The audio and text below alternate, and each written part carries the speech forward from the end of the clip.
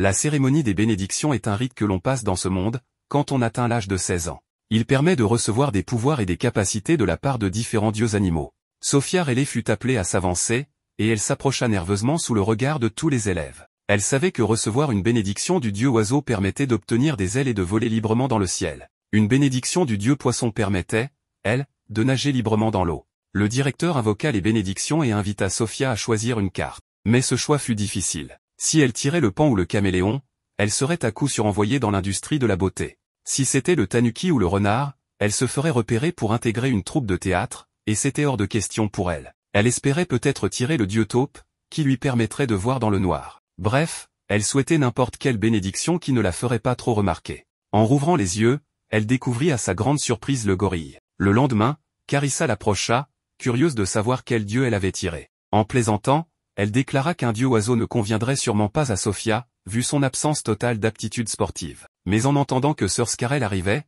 Carissa et ses amis oublièrent complètement Sophia et se mirent à glousser d'admiration. Ce qui, pour Sophia, était une aubaine, elle pouvait enfin manger en paix. Deerantown était une école royale prestigieuse, réservée aux enfants de nobles et de familles influentes. On y enseignait le leadership, la dignité et l'intelligence. En réalité, les garçons cherchaient surtout à nouer des relations pour l'avenir, tandis que les filles espéraient trouver un mari de rang supérieur. Bien que non écrite, une hiérarchie très claire régissait l'école, fondée sur le rang social des familles. Sophia était issue d'une famille de comtes, mais leur terre était située dans une région reculée. Elle soupira, rêvant d'être déjà diplômée, même s'il lui restait encore 2 ans à tirer. En attrapant une pomme, elle l'écrasa accidentellement. Encore une fois, elle ne contrôlait plus sa force. Depuis la veille, elle avait développé une force incroyable à cause de la bénédiction du dieu gorille. Elle alla consulter le directeur, qui fut stupéfait, sa carte était d'une extrême rareté. C'était la première fois qu'il voyait quelqu'un recevoir la bénédiction du gorille. Celle-ci était si exceptionnelle qu'elle n'apparaissait peut-être qu'une fois tous les 50 ans.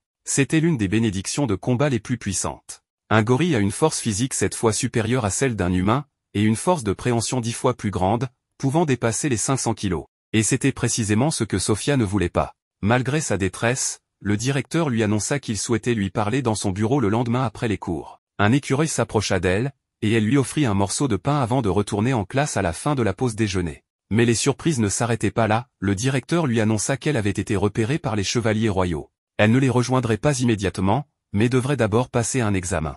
Si elle le réussissait, elle commencerait comme chevalier junior. Et après l'examen de certification, elle deviendrait officiellement chevalier. Elle l'interrompit, choquée, « Pourquoi moi ?»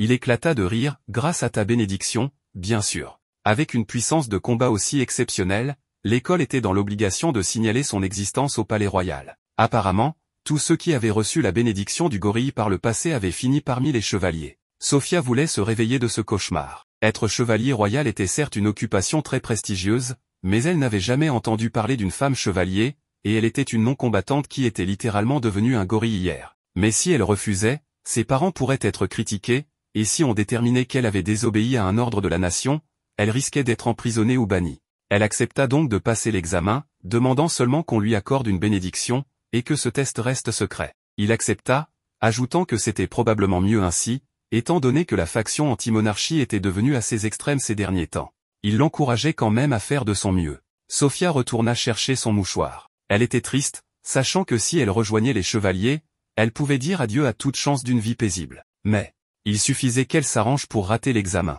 Même en étant un gorille, s'il réalisait qu'elle n'était pas faite pour devenir chevalier, il était impensable qu'ils accueillent quelqu'un comme elle dans une institution aussi centrale pour le pays. C'est le jour des examens pour les chevaliers juniors. Sophia tomba sur un marchand en détresse dont la roue de la charrette s'était brisée. Il n'avait pas les outils pour la réparer et cherchait un moyen de transporter sa marchandise.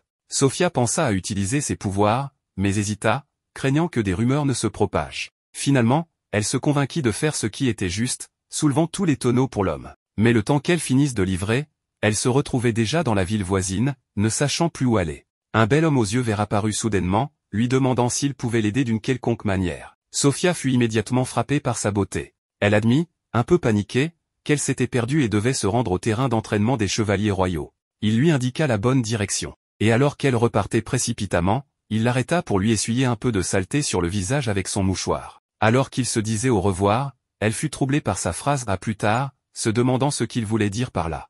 Étant la seule fille à l'examen, elle voulait déjà rentrer chez elle. Elle voulait juste en finir. Elle fut surprise de voir que l'homme qu'elle avait rencontré plus tôt était présent, c'était lui qui dirigeait l'examen. Il s'agissait de Lewis Carroll, le plus jeune candidat chevalier de l'histoire. Le premier test était une course de vitesse. Isaac Sheehan était confiant, prêt à montrer ses capacités. Sophia remarqua ses jambes impressionnantes. Il termina en 9,9 secondes, et Sophia était désormais convaincue qu'elle n'avait aucune chance face à un tel talent. Quand ce fut son tour, les garçons se moquèrent de sa posture maladroite. Cependant, le gorille en elle commença à s'éveiller. Mal préparée pour le rythme de la course, elle traversa accidentellement le mur. Elle remarqua la légèreté qu'elle ressentait en courant, comme si elle pouvait courir indéfiniment. Après tout, un gorille peut courir à 40 km/h. Le test suivant était de la descente en rappel. Sophia avait peur de descendre en corde. En arrivant en haut, beaucoup d'autres candidats étaient aussi effrayés. Mais Eddie Fellez commença, descendant sans difficulté et exécutant un salto arrière en bas du bâtiment. Sophia fut impressionnée par sa technique, puis remarqua Isaac, recroquevillé dans un coin. Il ne supportait absolument pas les hauteurs. Elle proposa alors de passer juste avant lui, afin de pouvoir le rattraper s'il tombait. Ce geste le fit se rendre compte de sa propre faiblesse, et il s'en voulut de faire en sorte qu'une fille ait pitié de lui. Il lui dit qu'il trouvait son prénom magnifique, et lui demanda de descendre avec lui. Même pendant la descente, il avait peur, mais faisait de son mieux.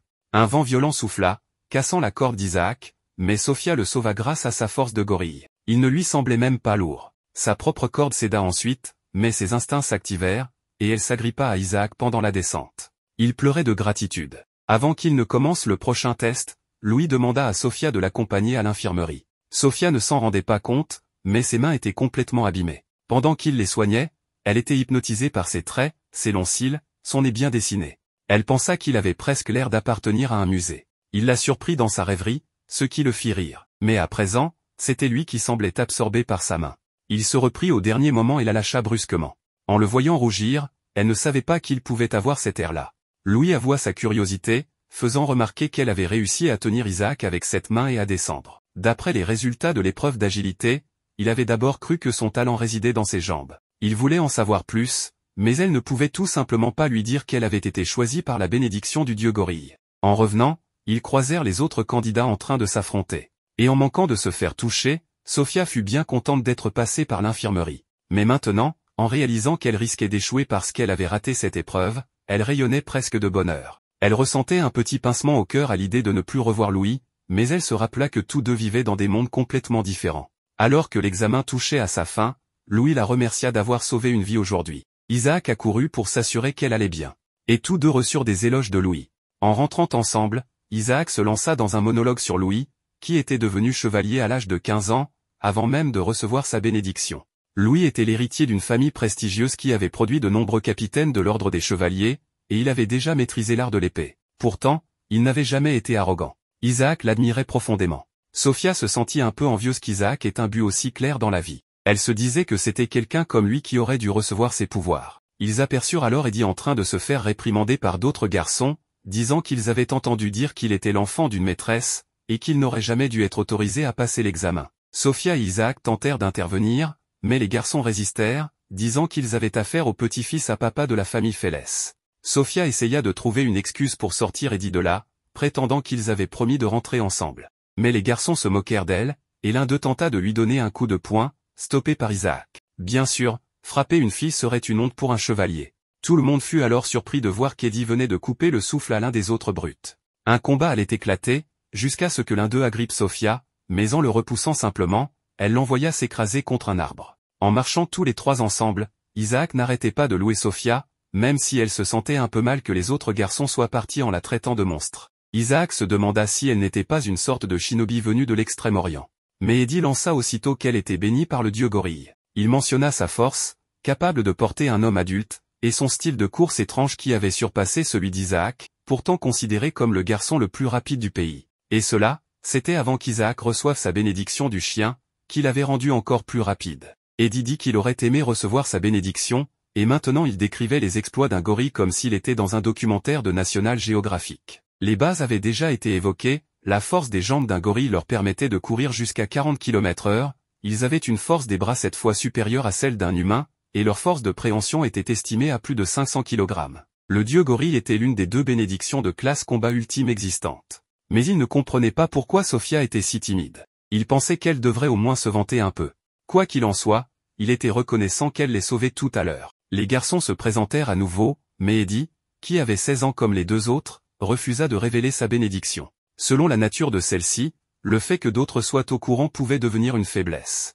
Quoi qu'il en soit, Isaac était tout sourire, levant les mains de ses deux camarades en espérant qu'ils réussiraient tous.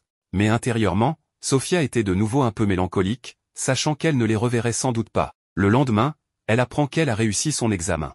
Malgré une partie de l'épreuve manquée, elle avait accompli des exploits qui jouaient clairement en sa faveur. Les larmes aux yeux, elle apprit que sa formation de chevalier junior commencerait après les cours. Plus tard, en classe, les filles gloussaient devant les nouveaux élèves transférés, Isaac et Eddie. Sophia cacha son visage, le cœur battant à toute vitesse, se demandant ce que ces deux-là faisaient dans son école. Mais Isaac la pointa du doigt sans aucune gêne, ce qui lui valut la haine de ses camarades féminines. Adieu, vie scolaire paisible. Elle dut dire au garçon plus tard qu'elle voulait garder secrète son appartenance au chevalier et la nature de sa bénédiction.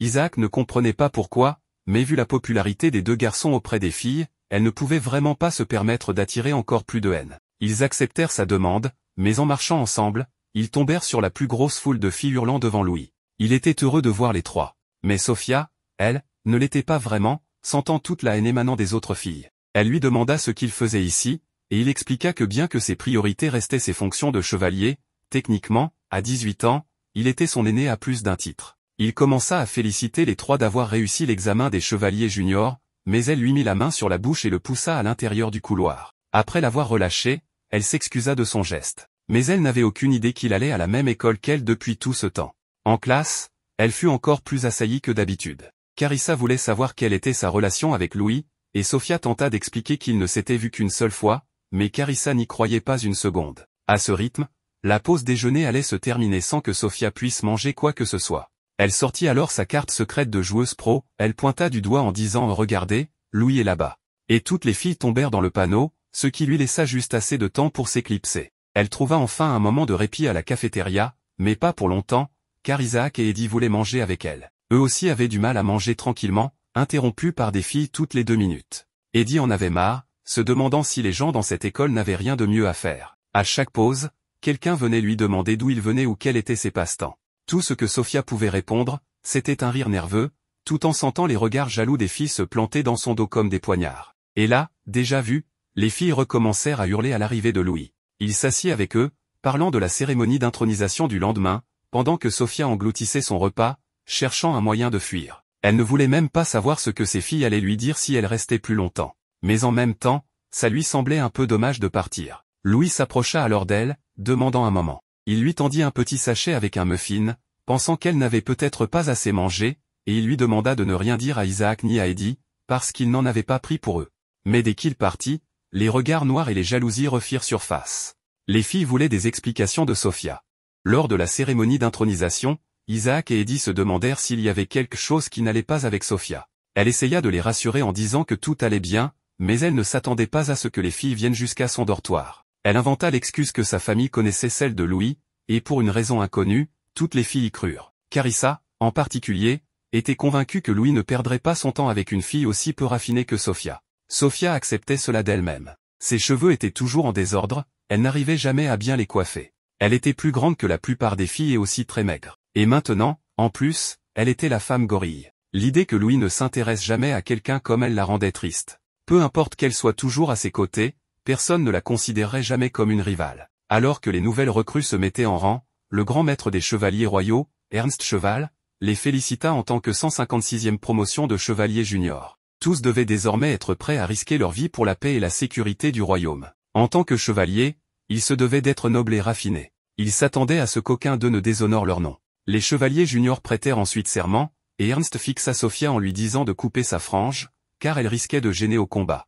Elle n'en revenait pas, elle venait de se faire réprimander par la personne la plus importante présente. Ce soir-là, elle rata complètement sa coupe. Sa frange n'était pas assez longue pour la coincer derrière ses oreilles comme Eddie. Elle pensa à la couper aussi court que celle d'Isaac, mais un autre souci la préoccupait maintenant, les deux s'inquiétaient pour elle. En attrapant les ciseaux pour rattraper sa coupe, elle les cassa accidentellement avec sa force de gorille. Elle pensait pourtant avoir appris à la maîtriser. Le lendemain, Sophia erra dans la grande place de la capitale royale, à la recherche d'un coiffeur. Distraitement attirée par une tarte aux fraises alléchantes, elle se fit interpeller par Louis. Elle ne savait plus quoi dire lorsqu'il lui proposa de l'aider à trouver ce qu'elle cherchait. Il patrouillait souvent dans ce quartier et le connaissait bien. Alors, Timidement, elle lui demanda un coiffeur, et il l'accompagna. Mais elle ne s'attendait pas à ce qu'un chauve intimidant demande « Qui c'est qu'on doit charcuter ?» Il ressemblait plus à un mercenaire qu'à un coiffeur. Lorsqu'elle retira son écharpe, il s'exclama soudain « C'est quoi cette frange ?» Ce qui la fit hurler de surprise. Il brandit son rasoir en expliquant que, pour une frange, il fallait couper délicatement, petit à petit, comme si on écorchait une bête. Elle comprit ce qu'il voulait dire, mais l'image était terrifiante. Il s'avéra que l'homme était un ancien chevalier royal. Louis savait qu'il faisait peur, mais affirmait que c'était un type bien. Sophia se réveilla, elle s'était endormie. Mais maintenant, sa coiffure était superbe. Le coiffeur lui dit qu'elle avait un joli visage, qu'il suffisait juste de le mettre un peu en valeur. Louis revint de sa patrouille, et en le voyant, Sophia devint toute rouge.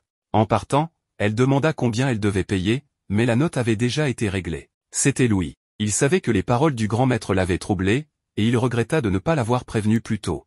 Il espérait que ce geste suffirait à se faire pardonner. En marchant ensemble, Sophia fut touchée que Louis se soucie autant d'elle. Ils s'arrêtèrent soudain lorsque Louis fixa la vitrine de la boulangerie de tout à l'heure, gêné qu'elle devine qu'il voulait un gâteau. Il adorait les sucreries, mais ces endroits étaient souvent fréquentés par des femmes, et s'y rendre seul le faisait toujours passer pour un intrus. Cela donna une idée à Sophia, si elle entrait avec lui, ce serait une façon de le remercier pour la coupe de cheveux. Mais si quelqu'un de l'école les voyait ensemble, quelque chose d'encore plus terrifiant pourrait arriver cette fois. Elle se sentit toutefois plus assurée en l'entendant dire qu'il rêvait d'essayer cet endroit, au moins une fois. Et elle fut éblouie par sa mignonnerie. À l'intérieur, ils ne passèrent pas inaperçus, toutes les filles fondant devant lui. Sophia pouvait comprendre pourquoi. Il exagéra un peu avec sa commande, 2 mousses à la pistache, une tarte aux noix, des amandes caramélisées, 2 parts de cake aux fruits secs, 2 gâteaux café-noix, et 2 cookies à emporter. Il voulait simplement goûter à tout, puisqu'il était enfin venu. En voyant combien il était heureux à la première bouchée, Sophia ne put s'empêcher de fondre encore une fois. Il admit qu'il était content qu'elle soit venue aujourd'hui. Sans elle, il n'aurait jamais osé entrer. De son côté, elle pensait qu'il aurait très bien pu venir avec quelqu'un d'autre. Il était si charmant, il devait forcément avoir quelqu'un.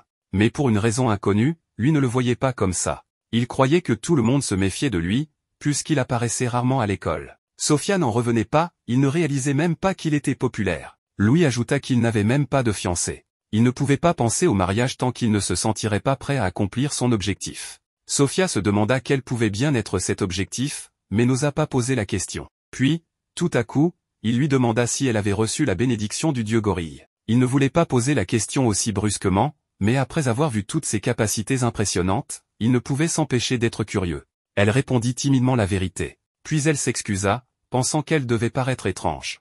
Elle était une fille dotée d'une force brute, une sorte de gorille. Et maintenant, elle tremblait, redoutant que Louis ne finisse par la détester. Mais au lieu de cela, il lui expliqua pourquoi, selon lui, elle avait été choisie. Elle plaçait toujours les autres avant elle. Le dieu gorille avait sûrement reconnu cette gentillesse, cette attention qu'elle portait aux autres. Son pouvoir existait pour venir en aide aux gens. Évidemment qu'il ne la détestait pas. Mais il s'inquiétait, malgré sa bénédiction puissante, elle restait une jeune femme. Il était certain qu'elle affronterait des épreuves que les hommes ne connaissaient pas au sein de l'ordre. Et s'il lui arrivait quelque chose, il ne voulait pas qu'elle hésite à se reposer sur lui. En quittant la pâtisserie, Sophia n'arrêtait pas de se répéter qu'il ne fallait pas qu'elle interprète mal tout ça. Il l'aidait simplement parce qu'elle était sa cadette. Elle se demandait aussi quelle bénédiction il avait reçue. On racontait qu'il existait une autre bénédiction aussi puissante que la sienne au combat. Si Louis en possédait une semblable, cela lui ferait plaisir, d'une certaine façon. De retour à la base des chevaliers, le commandant de l'escouade des forces maritimes, Shine Kal, lisait le rapport de Sophia. Arcy Adler, le commandant des mousquetaires, vint le saluer, mais Shine tenta de l'ignorer du mieux qu'il pouvait. Arcy, lui, bavardait sur les nouvelles recrues intéressantes de cette année. Pendant ce temps, Sophia utilisait sa force de gorille pour fuir les filles de l'école qui la poursuivaient. Elle la poursuivait, parce qu'Isaac la poursuivait, essayant de trouver un moment pour traîner avec elle. Lors d'un entraînement, il faisait la moue car elle l'avait laissé derrière. Eddie, lui, était essoufflé. On aurait dit qu'il n'avait pas la même endurance que ces deux-là. Ils passèrent ensuite à l'entraînement au mousquet, et Sophia et Isaac paniquaient à l'idée que leurs armes puissent partir toutes seules. Mais Eddie leur fit remarquer qu'il fallait d'abord qu'elles soient chargées. Par mesure de sécurité, ils devaient porter des gilets fabriqués par un tisseur béni par une araignée. En cas d'impact, le gilet atténuerait fortement les dégâts. Le commandant Arcy apparut alors, descendant d'en haut. Il voulait voir ce dont les nouvelles recrues étaient capables. L'entraînement commença, Isaac manqua sa cible, mais Eddie fit un tir en plein centre. Arcy le félicita, soulignant que la famille Félès avait produit de nombreux tireurs d'élite. Sophia, elle, était trop nerveuse et serrait trop fort son mousquet, au point de le briser. Arcie éclata de rire. Puis il lui glissa à l'oreille, « Bien joué, notre petite gorille. » Une fois l'entraînement terminé, il fit lui-même une démonstration, enchaînant plusieurs tirs parfaits en plein centre. Il leur dit qu'il espérait qu'ils atteindraient ce niveau d'ici à ce qu'ils rejoignent son escouade. Les jeunes chevaliers étaient ébahis. Arcie retourna auprès de ses collègues. Victor Volk, le commandant des forces terrestres, proposa d'aller dîner tous ensemble. Arcie mentionna qu'il était vraiment intrigué par cette nouvelle promotion de chevalier. Surtout par la gorille. Il ne pouvait s'empêcher d'aller lui parler. Mais Shine rappela que les pouvoirs de la gorille ne convenaient pas aux mousquetaires. Arcie trouva ce point valable, mais ajouta qu'il n'avait jamais laissé une proie s'échapper. Le jour de la fête de l'école, Sophia était anxieuse en regardant la toute nouvelle robe que ses parents lui avaient envoyée. Elle savait qu'elle leur avait demandé de lui en envoyer une, mais elle leur avait dit que celle qu'elle avait déjà à la maison aurait été suffisante. Elle voulait sincèrement éviter la fête, mais qui sait ce que les gens diraient si elle n'y allait pas? Elle se sentait mal de remettre la robe dans sa boîte, mais si elle voulait passer inaperçue à la fête, il était hors de question qu'elle porte cette robe rouge vif. Arrivée à la fête, Carissa commenta avoir déjà vu la robe de Sophia quelque part. C'était parce que c'était la même robe que Sophia portait au collège. Elle fut ensuite accueillie par le cavalier de Carissa pour la fête, le séduisant Léoard. Carissa demanda ensuite où était le cavalier de Sophia, expliquant qu'on ne pouvait tout simplement pas assister à cette fête sans partenaire du sexe opposé. Elle rit aux dépens de Sophia en s'éloignant. Sophia s'enfuit, se disant qu'elle n'aurait jamais dû venir. Elle détestait subir cette humiliation. Elle finit par heurter l'homme du moment, Louis. Il s'excusa de l'avoir bousculée, mais maintenant il se demandait pourquoi elle pleurait. Elle prétexta qu'elle avait juste quelque chose dans l'œil, alors il voulut l'emmener à l'infirmerie. Ce qui la poussa enfin à admettre qu'elle n'avait aucune idée qu'on ne pouvait pas venir à la fête sans cavalier. C'était affreux.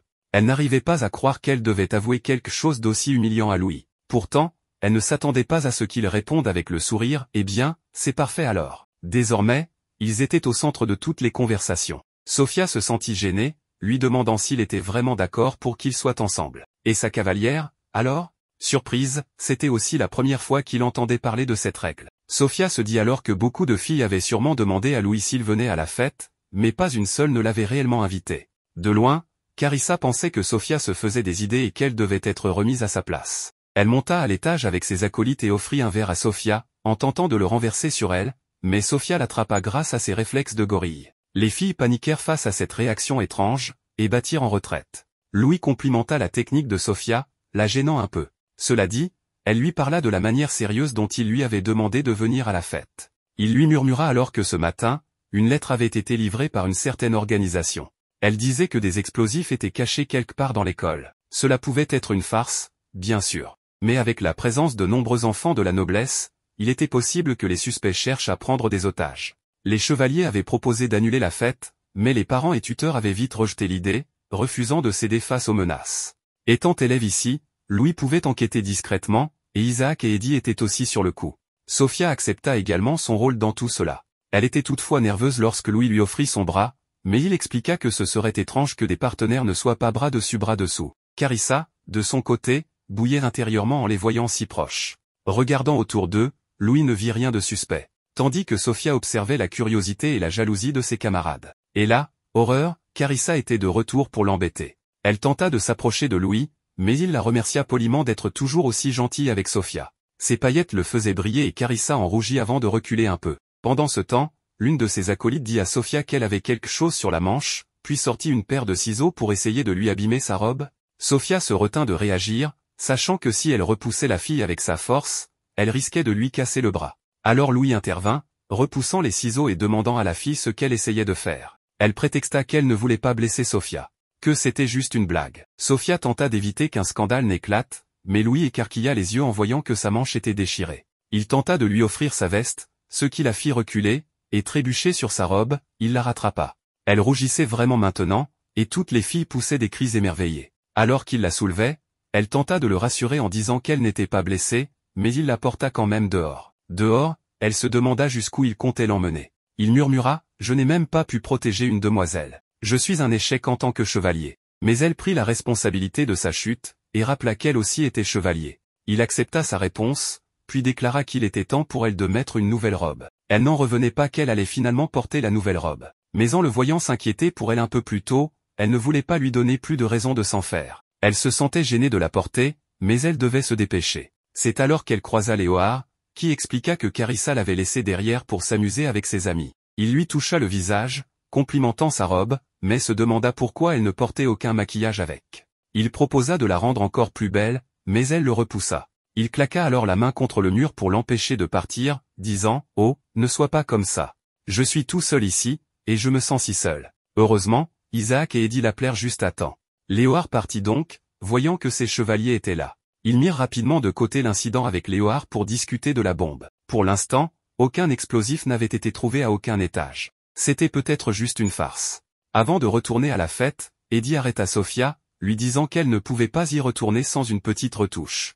En voyant notre fille gorille transformée, Louis fut clairement un peu troublé. Et maintenant, les autres invités commençaient aussi à parler de combien elle était mignonne dans sa robe. Sophia se retrouvait une fois de plus au centre de l'attention, chose qu'elle n'aimait pas, et se demanda comment Eddie savait faire tout ça. Il avait emprunté des outils de maquillage à des filles et avait vraiment travaillé son apparence. Et maintenant qu'elle était le centre de l'attention, entourée des 3 garçons les plus populaires de l'école, ils attiraient encore plus l'attention qu'avant. Elle demanda alors comment Eddie et Isaac étaient entrés sans cavalière, mais Eddie se demanda pourquoi il faudrait en avoir une. Elle comprit maintenant que Carissa l'avait trompée. Elle s'excusa auprès de Louis de lui avoir donné une fausse information.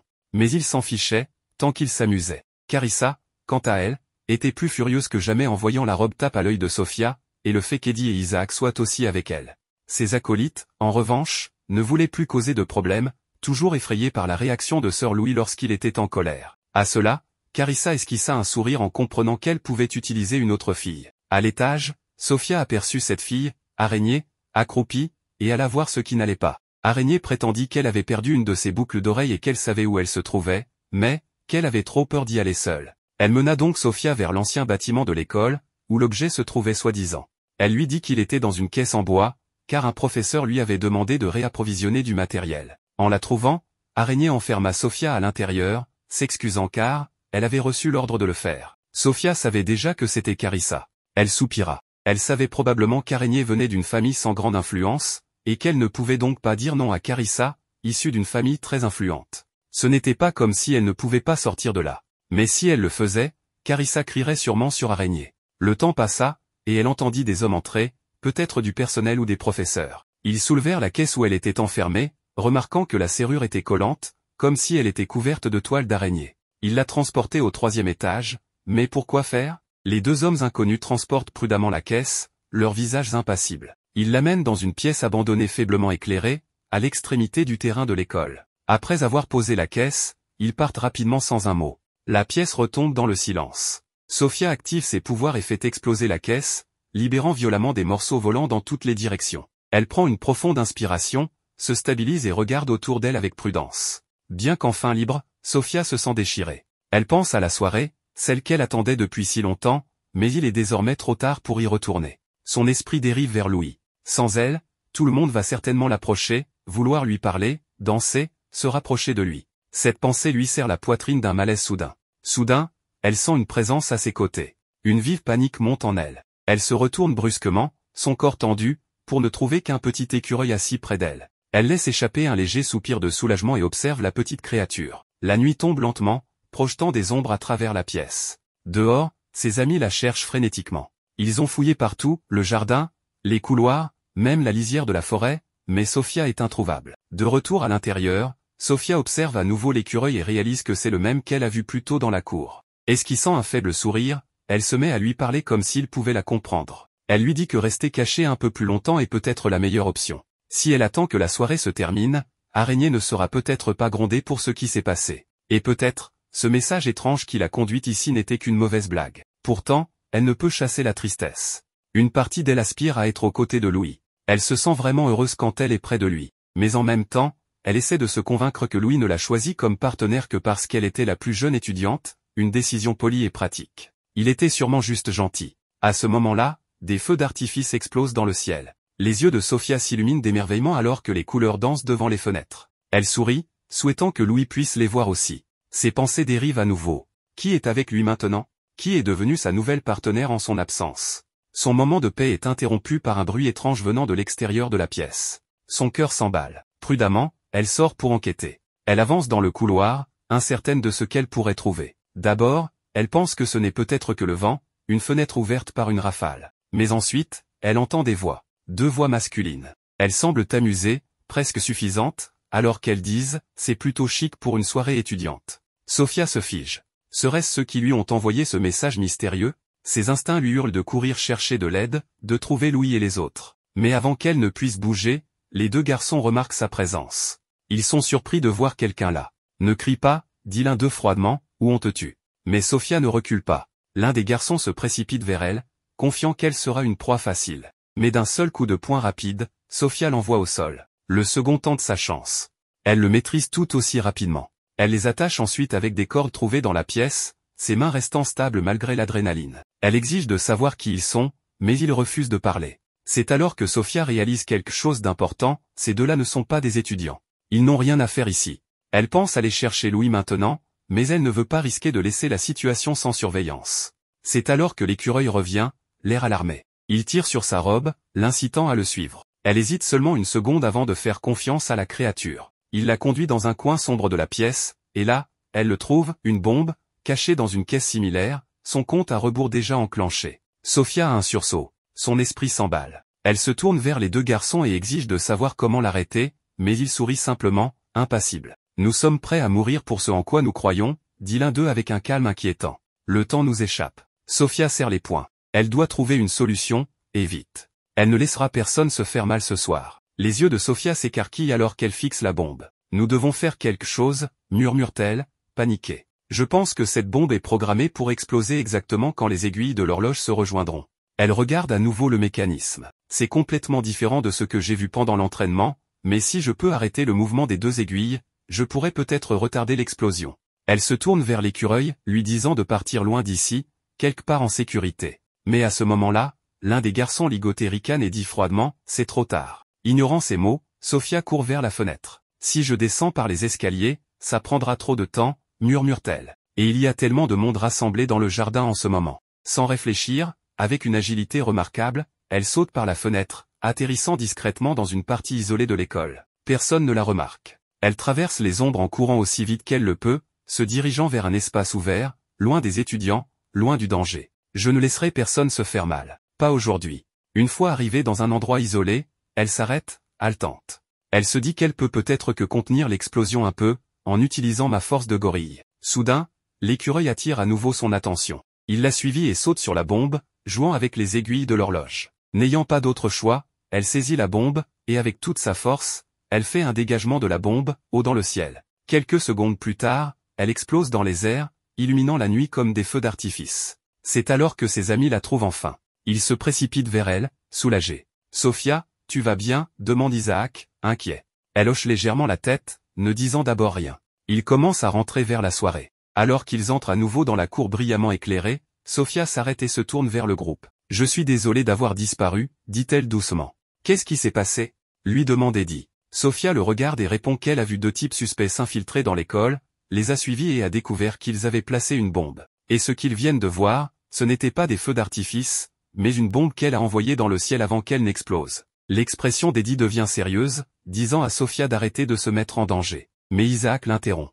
La bombe a dû être placée après leur inspection de la zone. Soudain, Louis apparaît, courant vers eux. « Je suis tellement content que tu sois en sécurité, Sophia. » Eddie le met rapidement au courant. Elle a trouvé deux intrus au 3e étage du vieux bâtiment scolaire. Sophia regarde Louis et baisse la tête. Elle dit qu'elle n'a pas quitté la soirée exprès et a juste agi par instinct. Louis lui lance un regard calme, mais veut les détails plus tard. Avec tout cela, elle se demande maintenant si Louis la déteste ou non. Le lendemain matin, Sophia traverse le campus quand un groupe de filles l'approche. Elles ont l'air nerveuses, honteuses. Elle s'excuse auprès de Sophia pour leurs actions irréfléchies. Elles avouent être juste jalouses, en la voyant aux côtés de Louis, ceux qui les ont aveuglées. Mais Sophia les regarde, calme et sincère. Louis et moi ne nous entendions même pas si bien hier. Et honnêtement, beaucoup de choses ont conduit à ces feux d'artifice. On peut dire que j'étais juste au bon endroit au bon moment. Cela fait 3 mois que Sophia est devenue chevalier débutant. Les 2 personnes qu'elle avait capturées faisaient partie du groupe antimonarchiste appelé Aube, et c'étaient eux les responsables de tout le remue-ménage à l'école. Il est difficile de savoir si quelqu'un les a laissés entrer ou non. Après l'incident, les 2 se sont échappés, et de nombreuses choses sont restées non résolues. L'autre problème, c'est qu'elle n'avait pas pu parler à Louis depuis ce jour-là. Ils s'étaient croisés de nombreuses fois lorsqu'elle essayait de l'éviter, mais maintenant qu'elle réalisait qu'elle l'aimait, ils ne s'étaient plus croisés du tout.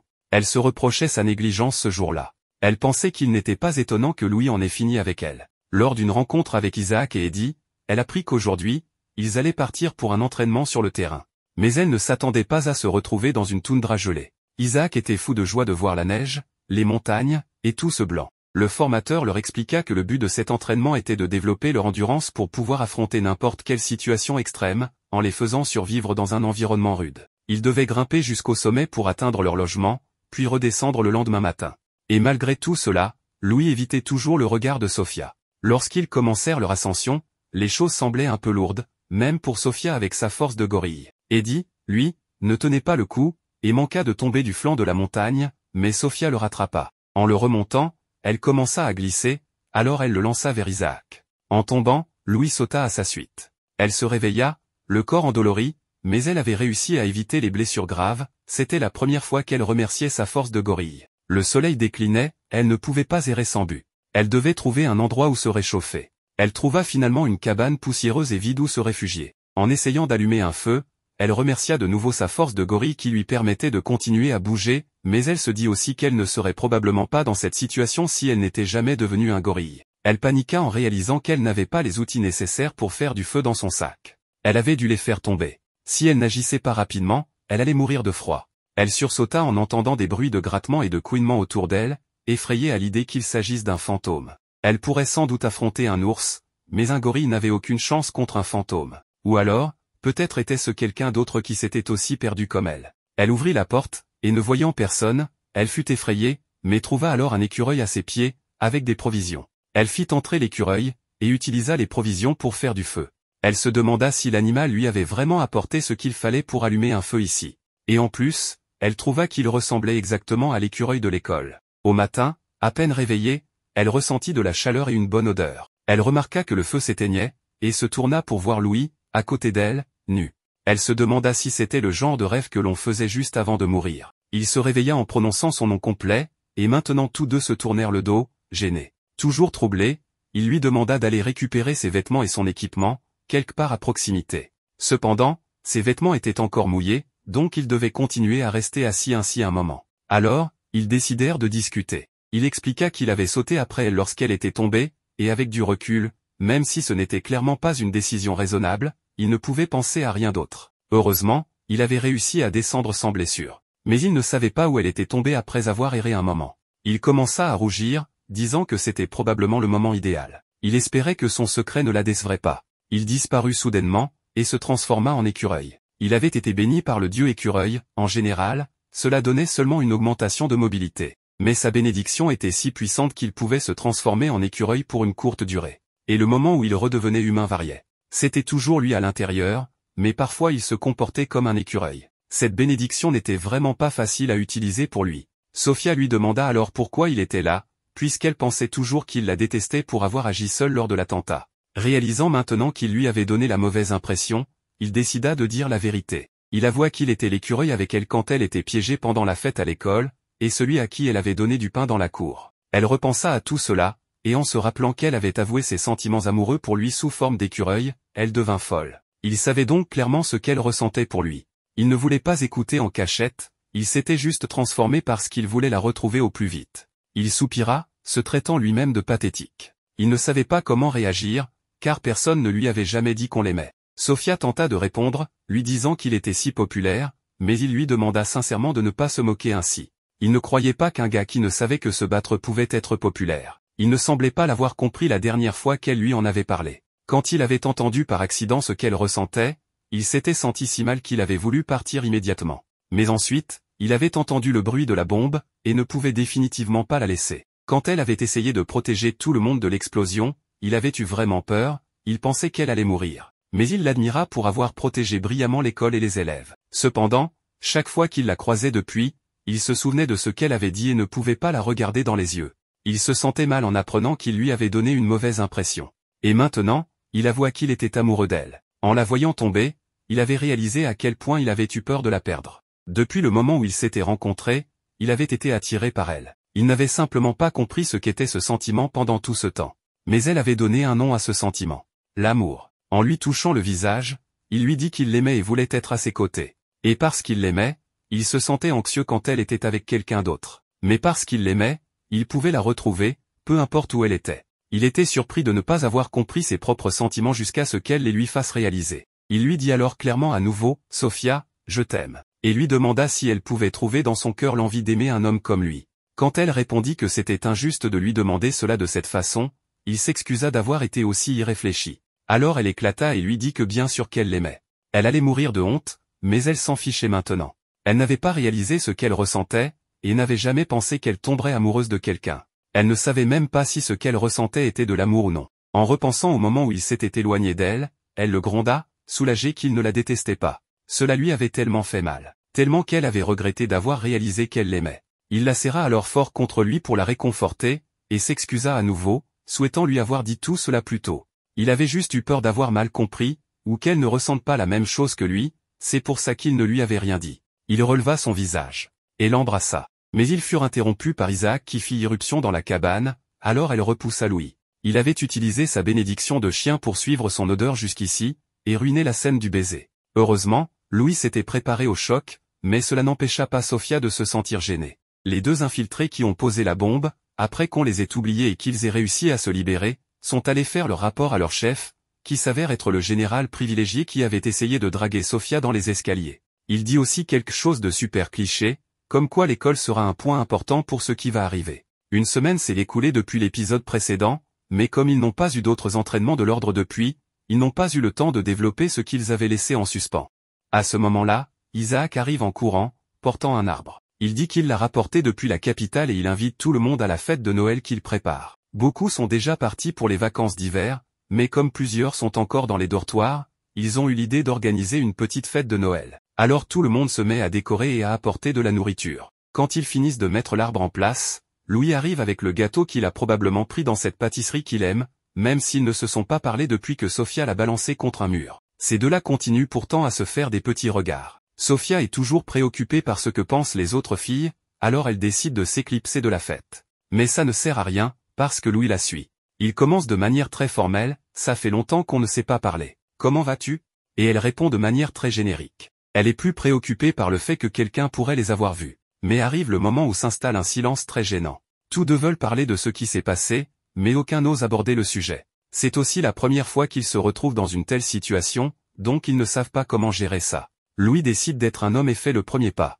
Il lui dit qu'il a étudié le sujet, oui, sûrement en lisant des livres, et il pense que dans ces moments-là, il faut faire un long câlin et dire qu'elle lui a beaucoup manqué. Sophia meurt de honte et pense à le repousser, mais elle sait que si elle le fait, il va encore se retrouver dans un mur. Alors elle résiste à ses impulsions et se laisse faire. Honnêtement, on dirait qu'il serre bien dans ses bras. Sophia recule et Louis lui demande si elle n'a pas aimé. Elle lui dit que ce n'est pas ça. En fait, elle a eu un super timing pour s'éloigner, car à ce moment-là, une avalanche de filles débarque pour l'emmener. Elle retourne à la fête et Louis reste entouré de filles qui lui offrent mille choses, de la nourriture, du gâteau, leur virginité, à boire, blablabla. Sophia en profite pour s'asseoir et manger. Eddie arrive alors, s'assoit à côté d'elle et lui tend une boîte cadeau. Sophia lui demande si c'est pour elle, et Eddie confirme.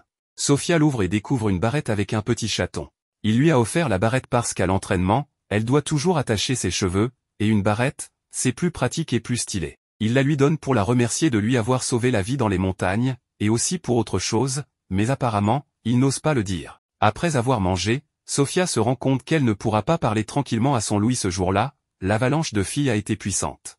Mais elle pense à un moyen de l'éloigner un peu, sauf qu'avant de pouvoir mettre son plan à exécution, Isaac lui demande de parler en privé. Il l'emmène donc sur le balcon. Ce petit gars a l'air encore plus nerveux que les deux autres. Je suppose que le chien qu'il a béni était un chihuahua. Sophia ne comprend pas ce qu'ils font dehors et lui demande s'il a besoin qu'elle porte quelque chose de lourd. Il lui dit que non, prend son courage à deux mains, et lui offre un cadeau. Sophia l'ouvre, c'est une écharpe. Ok, c'est mignon, le geste est sympa, mais honnêtement, la barrette l'emporte. Mais ce n'est pas fini.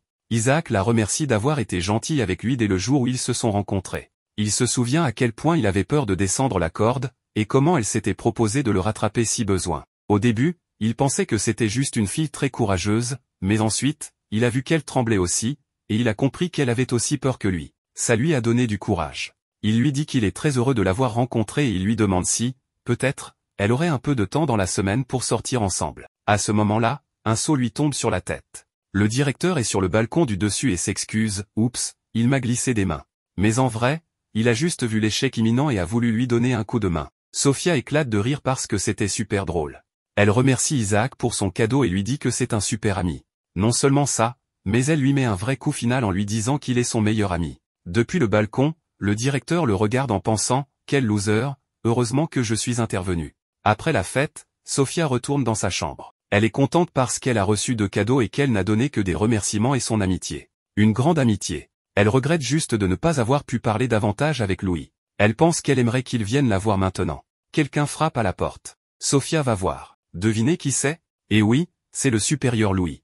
Je ne l'avais pas vu venir. Sophia sait que ce serait un problème si quelqu'un le voit à sa porte. Ce n'est pas qu'elle veuille la voir à l'intérieur, enfin si, un peu, alors elle le fait entrer dans sa chambre et ferme la porte. Et voilà. Ils sont seuls. Très seuls. Pas le choix, c'est l'heure de l'exploration. Louis lui demande si elle dormait.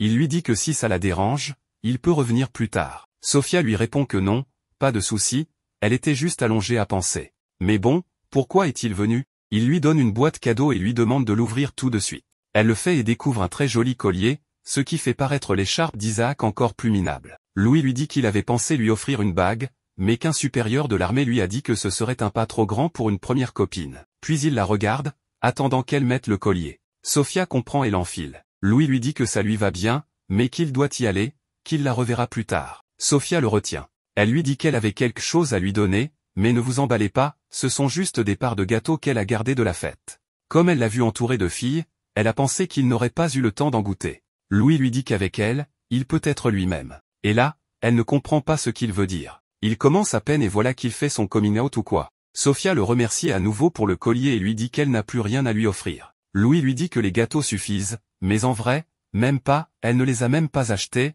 elle les a juste emballés à la fête. Louis lui propose une bouchée, lui demande de la manger, et que ça lui suffira. Sophia la mange toute et remarque qu'elle est plus sucrée que d'habitude. Elle se demande si c'est parce que c'est le gars qu'elle aime qui lui a donné. Puis, changement de sujet très soudain, Louis lui demande si ça ne la surprend pas qu'il aime les gâteaux. Sophia ne comprend pas de quoi il parle, et honnêtement, moi non plus. Louis raconte qu'il s'est fait moquer parce qu'il aimait les pâtisseries. Depuis, il cache qu'il aime les sucreries. Sophia lui dit que chacun ses goûts, que tout le monde peut aimer des choses différentes, donc il n'a pas besoin de cacher ce qu'il aime. Louis la serre dans ses bras, le câlin de l'après-midi ne lui suffisait pas, et lui dit qu'il pensait ne pas pouvoir lui parler dans cet épisode. Sophia lui répond que c'est parce qu'il est toujours entouré d'un mur de filles débiles, mais que ce n'est pas sa faute. Il lui demande si ça la dérange qu'il parle avec d'autres filles. Il dit ça parce qu'il a remarqué qu'à la fête, elle ne l'avait même pas regardé. Elle lui dit qu'elle l'a regardé quelques fois, mais Louis veut savoir ce qu'elle ressent. Sophia l'enlace et lui dit qu'elle ne peut pas lui demander de ne pas parler à d'autres filles, et que si elle le faisait, elle sait que toutes les filles lui tomberaient dessus. Louis lui propose de rendre leur relation publique, mais Sophia lui dit que c'est une mauvaise idée. Louis propose alors d'en parler au professeur, mais Sophia lui demande de continuer à garder ça secret. Louis décide d'appliquer une autre leçon qu'il a apprise dans ses quêtes romantiques, quand on ne veut pas dire quelque chose avec des mots, on peut le dire avec un baiser, alors il l'embrasse. Après que Louis soit tombé sur Sophia par accident, ils sont tous les deux gênés, et Louis s'en va sans rien tenter de plus. Un matin, Arcy sort d'un bar, complètement défoncé et épuisé d'avoir essayé de suivre le rythme de Victor, mais ce n'est pas si facile, et on dirait pas qu'il a la bénédiction du loup, mais plutôt celle du fou du centre-ville. Comme ça fait un bail qu'il n'a pas eu de jour de congé, il ne veut pas gâcher celui-ci à être dans cet état. Il se secoue donc pour se débarrasser de la flemme. Soudain, une fille super jolie le reconnaît et lui offre de l'eau. Puis une autre arrive, lui rappelant qu'ils avaient prévu un rencard, et encore une autre avec la même histoire. Ce mec est un vrai tombeur. Il est en train de décider avec qui il va sortir quand, tout à coup, il voit une fille rousse courir dans la rue. Il la reconnaît de l'entraînement, c'est la petite gorille. Du coup, il décide de s'amuser avec ça, dit au revoir aux filles et s'en va en vitesse. Il voit Sophia faire le tour des commerces. Comme c'est la période des fêtes, il suppose qu'elle patrouille. Elle va d'établissement en établissement, demandant s'ils ont besoin de quelque chose. On lui répond que non, mais qu'on l'appellera si besoin. Et le temps passe comme ça, elle s'arrête pour saluer certains, jouer avec d'autres, aider à porter des trucs pour quelques-uns. Arcy l'observe depuis le ciel et pense qu'elle est très gentille. N'importe qui serait surpris d'apprendre qu'elle a un gorille en elle. Il se dit que les gorilles doivent être experts pour tenir bonne compagnie. Alors qu'Arcy observe Sophia en bas, dans un bar, il y a des cris et des disputes. Sophia entre en courant pour voir ce qui se passe. Apparemment, ce ne sont que deux ivrognes qui veulent continuer la fête, mais ils ont commencé à trop boire. Le barman, qui en a ras-le-bol, leur dit qu'il va les virer, mais ils sont trop excités. Sophia essaie de raisonner avec eux, mais les gars ne veulent rien entendre et se moquent d'elle parce qu'elle est une femme apprentie chevalier. Arcy, qui entend tout, remarque que la situation ne s'améliore pas et pense qu'il devrait peut-être intervenir. Mais soudain, l'un des ivrognes est projeté dans la rue, suivi de l'autre. Heureusement, les gorilles sont d'excellents videurs. Le barman remercie Sofia et lui dit qu'elle a assuré. Elle répond que c'est rien et que s'il a besoin d'aide, il sait où la trouver. Puis elle s'en va, portant une petite vieille jusqu'à une cafétéria, parce qu'elle est comme ça, une abeille travailleuse. Sofia voit un gâteau dans la vitrine de la cafétéria et ne peut s'empêcher de penser à son petit sucre. Comme si elle l'avait invoqué, Arsi descend du ciel et lui demande si elle l'a appelé. Elle répond que non, elle regardait juste le gâteau. Il lui demande si ces trucs l'intéressent, et Sofia explique qu'elle les regardait pour quelqu'un d'autre, quelqu'un qui adore les sucreries. Arsi, qui semble s'en ficher, ignore l'allusion qu'elle a quelqu'un de spécial et l'invite à entrer avec lui. Il est tellement effronté qu'il lui dit qu'elle peut s'entraîner pour quand elle viendra avec son ami. Sofia sait que son copain devient un peu jaloux quand on la voit avec un autre, alors elle décline poliment, disant que c'est un peu bizarre d'accepter une sortie comme ça avec son supérieur sans raison. Mais Arsi insiste, disant que ce n'est pas grand-chose, juste une tasse de thé. Et comme si ça ne suffisait pas, il lui demande si elle accepterait s'il le lui ordonnait. Là, il met Sofia dans une position délicate. C'est clairement inapproprié, et elle se sent mal à l'aise. Arsi joue alors la carte classique du c'était une blague et décide de se retirer avant de s'attirer des ennuis. Sofia profite de l'occasion pour couper court à la conversation et tente de partir, mais Arsi lui lance « Et si c'était une demande de ton copain, tu accepterais ?» Et elle répond que oui. Après ça, il s'envole, et j'espère qu'on ne le reverra pas avant quelques épisodes. Ensuite, on voit Isaac attendre dans un parc quand Sofia arrive en courant à toute vitesse. Le mieux, c'est qu'elle porte l'écharpe qu'il lui a offerte à Noël. Sofia, emportée par son élan, lui fait un méga câlin. Elle s'excuse, disant qu'elle n'a pas contrôlé sa force à cause de l'excitation de le voir. Isaac lui dit que c'est pas grave, qu'il encaisse volontiers tous les câlins qu'elle veut lui donner. Ensuite, ils vont dans une boutique de vêtements où Sofia essaie une robe. Elle est un peu gênée de la lui montrer, mais il insiste. Elle sort du vestiaire, et franchement, la robe est moche, on dirait un drap.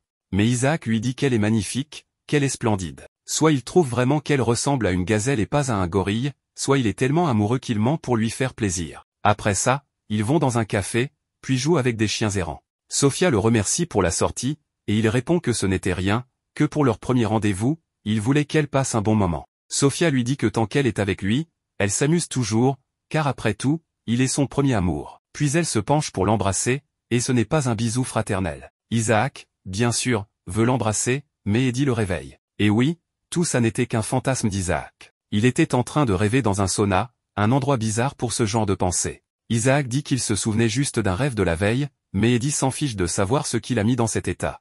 Isaac lui reproche de jouer les saints, car il l'a vu rêver lui aussi il y a un moment. Eddie, assis sous un arbre, voit Sofia arriver et lui demander ce qu'il fait là. Il explique qu'un chat est venu se coucher sur ses genoux, et qu'il ne veut pas le déranger. Sofia trouve ça mignon et dit qu'elle pourrait le caresser, mais elle a peur de l'écraser avec ses doigts délicats mais très gorillesques. Apparemment, il y a une rumeur qui dit que les gorilles sont experts pour blesser les chats. Eddie lui demande si elle aime les chats, et Sofia répond que bien sûr. Mais elle lui demande aussi ce qu'elle fait dans un endroit aussi isolé. Eddie explique qu'il fuit une avalanche de filles sublimes qui essaient de le draguer. Isaac lui demande de partager, mais Eddie refuse catégoriquement. Ils sortent prendre le soleil près de la piscine et, n'ayant rien d'autre à se dire, parlent des plans de Sofia pour la journée. Ils savent qu'elle patrouille le matin, mais connaissant Sofia, elle va finir par jouer les taxis et terminer sa ronde en retard. Isaac demande à Eddie s'il a remarqué si elle aime quelqu'un, mais Eddie répond qu'il n'en sait rien. De retour au centre-ville, on voit le groupe de filles faire du shopping, mais elles ont une invitée. Elles l'ont attirée avec l'idée de lui faire un relooking pour améliorer son style, mais maintenant, elles ne sont pas sûres que ça ait fonctionné. Carissa lui dit qu'elle devrait avoir plus confiance en elle, car elle est belle et très gentille, ce qui est gâché si elle n'en profite pas. Elle continue de marcher, et Carissa mentionne que Sofia devait venir, mais qu'elle avait quelque chose à faire. Au coin d'une rue, elle tombe sur Sofia, qui porte un autre petit vieux sur son dos, visiblement, on l'a encore prise pour un taxi. Carissa lui dit qu'elle ne s'attendait pas à ce qu'elle soit apprentie chevalier. Elles avaient remarqué qu'elle disparaissait parfois, pensant qu'elle était une sorte de super-héroïne. Elle ajoute qu'elle voulait juste une vie plus tranquille et leur demande de ne pas en parler aux autres. Carissa lui demande pourquoi elle veut le cacher, disant qu'elle devrait être fière. Toutes les autres filles sont d'accord, trouvant ridicule qu'elle veuille dissimuler ça. Araignée ajoute que lorsqu'elle a été piégée par une blague, elle a réalisé qu'elle avait dépassé une limite et a décidé de changer. Maintenant, elle veut vivre sans se soucier du regard des autres. Au début, c'était dur, mais maintenant, elle est à l'aise d'être elle-même. Elle conseille à Sofia de faire pareil et lui dit que son uniforme de chevalier est top. Carissa ajoute que Shimon ne supporte pas les gens qui pensent une chose et en font une autre. Sofia commence à penser que c'est une bonne idée, et elles lui disent qu'elle peut compter sur leur soutien. Maintenant, elles sont toutes amies, et les amis se soutiennent dans les bons et les mauvais moments. Sofia est émue aux larmes, et Carissa lui dit d'arrêter de pleurer et de plutôt leur parler des beaux mecs de l'ordre. Sofia répond qu'il y en a plein qui ne font que s'entraîner et qui sont canons. Pendant que ses amis bavent, Sofia pense à l'ami de Carissa et lui demande s'il était son copain. Carissa répond que non, elle l'a juste invité pour le faire entrer à la fête. Profitant de l'avoir croisé, elle lui propose d'aller lui acheter une robe, et elles partent toutes faire du shopping. Dans une autre scène, les chevaliers participent tous à un camp d'entraînement. Isaac explique qu'il y aura 3 types d'entraînement ici, un entraînement au sol, un entraînement de tir et un entraînement aquatique. Il explique tout cela à Eddie, puis son regard se pose sur Sofia. Sofia ne va pas participer à l'entraînement, et ils continuent à discuter de la même manière, tous sur le même sujet. Mais soudain, Carissa arrive sur place. Elle commence à souhaiter bonne chance à Sofia pour son entraînement. Eddie se demande alors comment elle était au courant, et depuis quand elles sont devenues amies. Sofia confirme qu'elles sont effectivement devenues amies. Ensuite, on nous présente 3 équipes, une équipe rouge, une équipe bleue et une équipe verte. Louis fait partie de l'équipe verte et il regarde Sofia. Sofia donne le meilleur d'elle-même dans tout cela, et en voyant cela, Louis se sent très bien. Après cela, leur premier événement commence. Il s'agit d'une course, et Isaac est en tête. Il est très heureux et pense que s'il voit Sofia, il sera encore plus content, car elle le trouvera très cool. À cause de cela, son attention se disperse un peu. Pendant ce temps, Volk le dépasse largement et court avec aisance dans les montagnes. En voyant cela, les autres élèves commencent à beaucoup féliciter Volk. On apprend alors que Volk possède le pouvoir du dieu loup. Il termine sa première tâche très facilement, et tous sont des commandants seniors, ce qui signifie que ce gars est un chevalier senior. Tout le monde est très heureux sur place, et Volk félicite aussi Isaac en lui disant qu'il a été vraiment très rapide. Pour le deuxième événement, il faut nager et toucher un drapeau, donc être dans l'eau. Le pauvre Isaac est très triste, car il ne sait pas bien nager et ne peut pas participer à cette compétition. Son regard se pose alors sur Louis, qui, lui, participe à cette épreuve. En voyant cela, Sofia rougit beaucoup. Ensuite, son regard se tourne vers Shin, qui est aussi un commandant senior et se tient là, silencieux. Il commence à discuter, disant qu'il ne pense pas que Shin participera à cette compétition, à cet événement. Louis, lui, se concentre pour entrer dans l'eau. Un garçon nommé Gilbert arrive alors. Louis explique qu'il appartient à la 153e classe des chevaliers juniors, mais Gilbert lui dit de ne pas se présenter, car il le connaît déjà.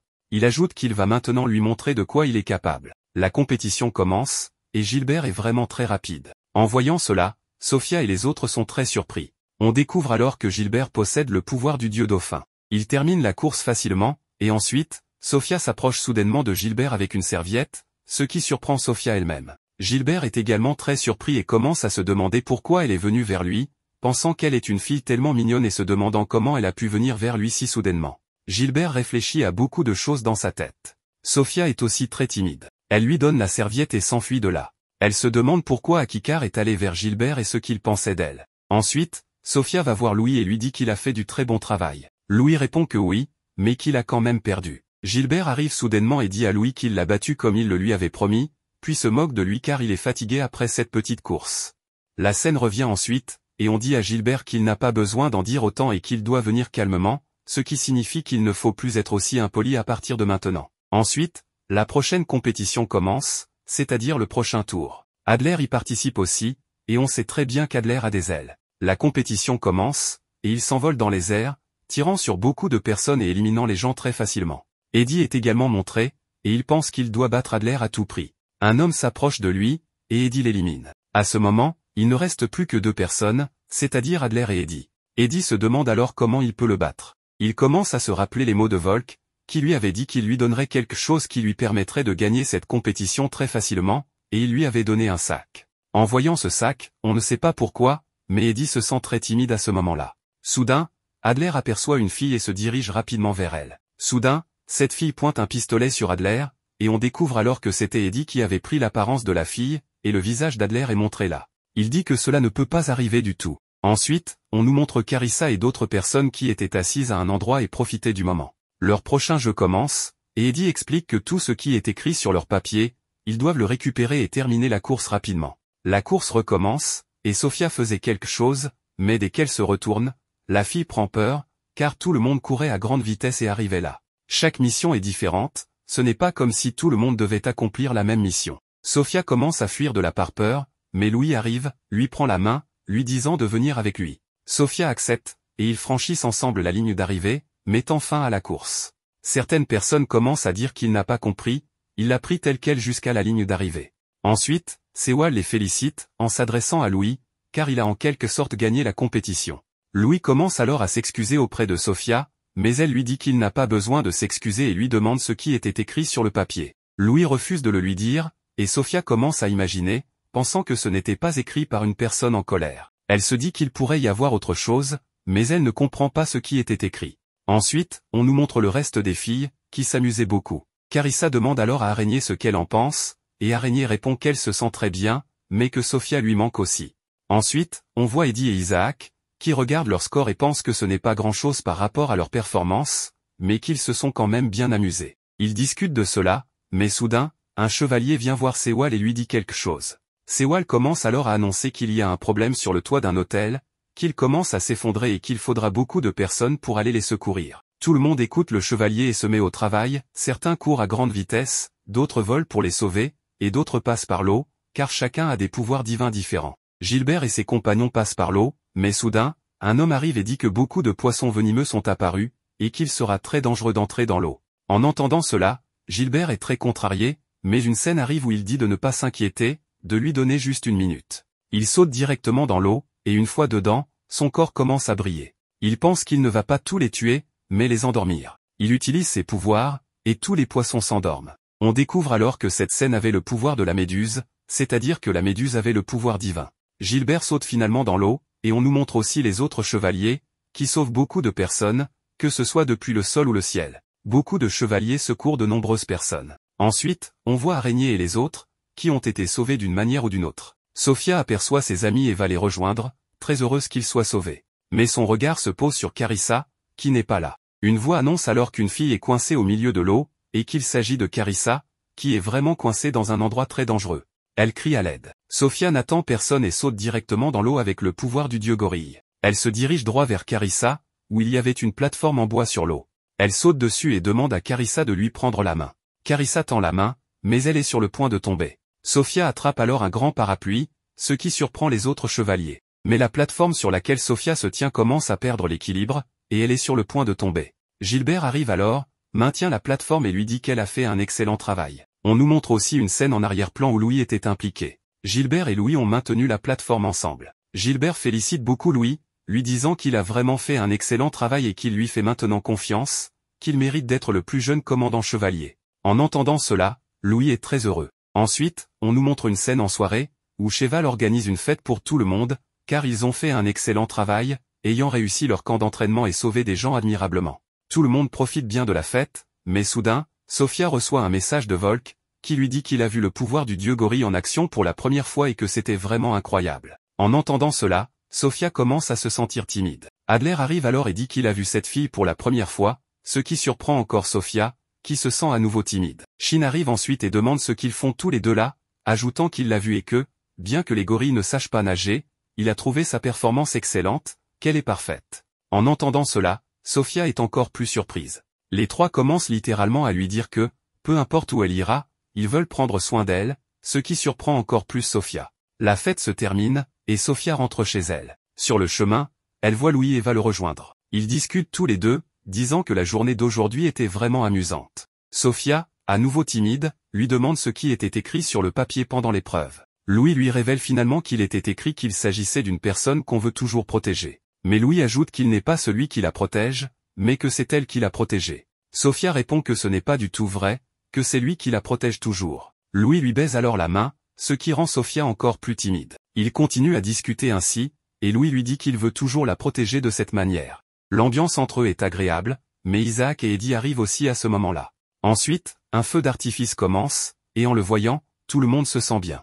Quelques jours plus tard, Louis se tenait au centre de la place, plongé dans la lecture d'un livre en attendant Sophia. Lorsqu'elle arriva, la jeune fille aux cheveux roux s'excusa pour son retard. Louis la rassura, disant qu'il n'y avait aucun problème, car il était absorbé par sa lecture. Il remarqua tout de suite que Sophia portait encore son uniforme. Elle expliqua qu'elle n'avait pas eu le temps de se changer après l'entraînement, qui s'était prolongé plus que prévu. Ce jour-là, le capitaine Bulk était particulièrement enthousiaste, il avait ordonné à tout le monde de courir 100 tours de circuit, puis encore 100 autres. Louis, toujours optimiste, ne voyait pas les obstacles mais des opportunités. Il proposa à Sophia de lui acheter de nouveaux vêtements, car aller à leur rendez-vous en uniforme attirerait trop l'attention. Sophia approuva, consciente que si quelqu'un de l'école les voyait, cela pourrait déclencher un scandale. Louis s'excusa à nouveau pour le désagrément, mais ajouta avec un sourire qu'il serait plus difficile de se tenir la main si elle restait en uniforme. Gêné par ses propres paroles, il s'empressa de s'excuser pour avoir dit quelque chose d'aussi étrange.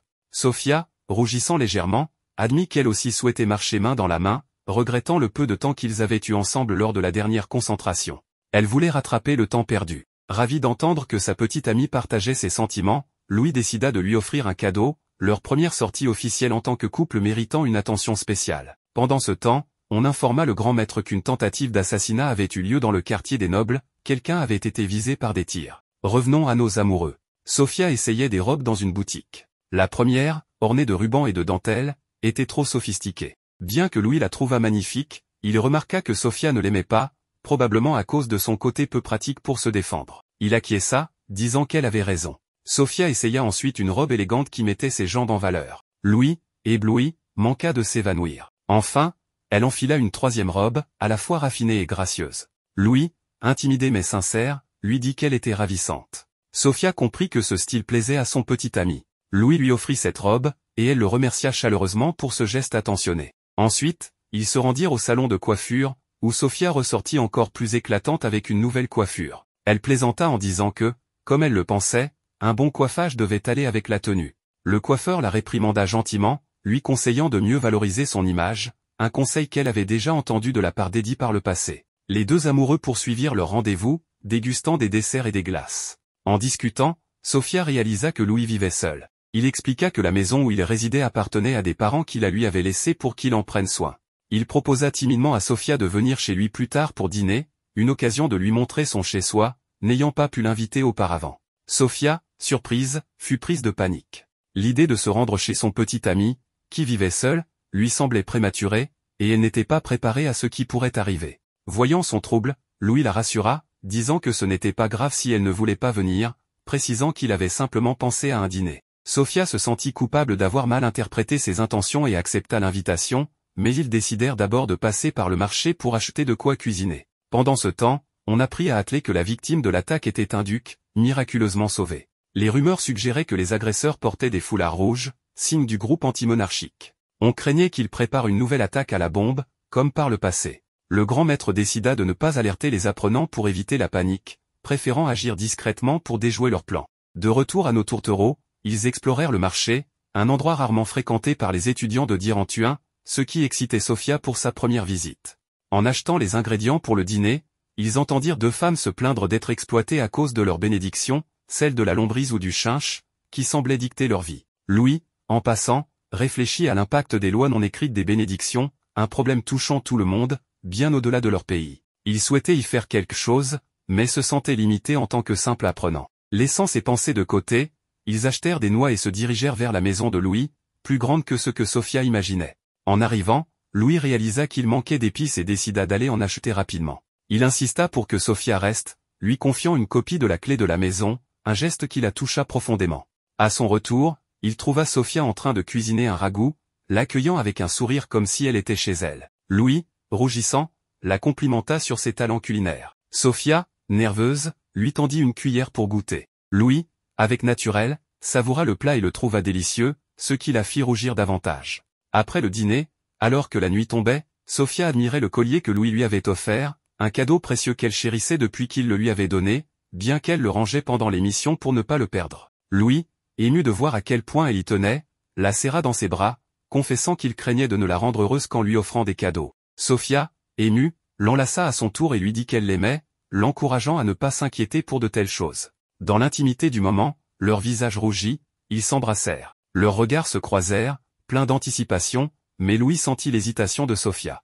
Respectueux, il ne l'embrassa pas à nouveau et proposa plutôt de la raccompagner au dortoir, notant qu'il se faisait tard. En chemin, Louis s'excusa, pensant qu'il avait peut-être brusqué les choses. Sophia, touchée, expliqua qu'elle n'avait pas voulu le repousser, mais qu'elle manquait d'expérience dans ce genre de situation, ce qui la rendait incertaine. Louis la rassura, disant qu'ils pouvaient avancer à leur rythme. Une fois devant les dortoirs, Sophia, tenant la main de Louis, précisa qu'elle l'appréciait profondément, mais que son inexpérience la rendait hésitante. Louis, souriant, lui assura que tout allait bien.